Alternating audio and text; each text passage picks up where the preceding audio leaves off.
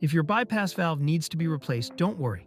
It's a straightforward process you can do yourself with a few basic tools and which works for either the Active 2.0 or the Active 2.3. Before you begin, make sure you have these items ready.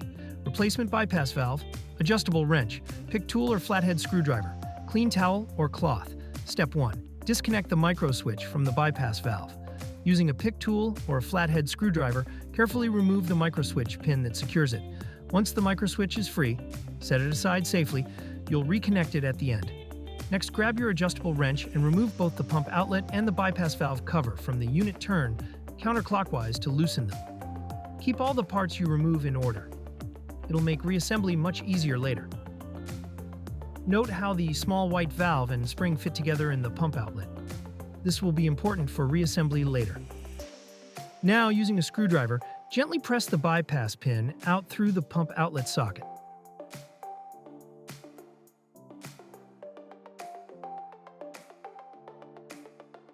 Once the old valve is out, inspect the area for debris or buildup and clean it if needed.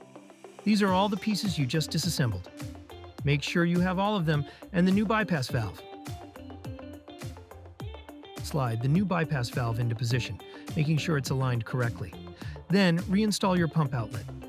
As mentioned, the black O-ring of the small white valve in the pump outlet should face towards the unit.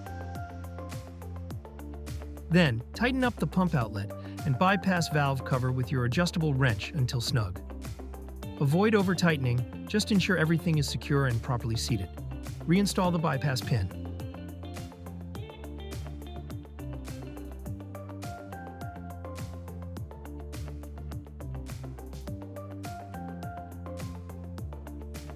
Finally, reconnect the micro switch by reinserting the micro switch pin you removed earlier. Double check that the micro switch is aligned and moves freely, and that's it. Your bypass valve replacement is complete. Make sure the internal components are assembled exactly as shown here, with each part in the correct direction and order. If you have any questions, feel free to reach out to support@activeproducts.com.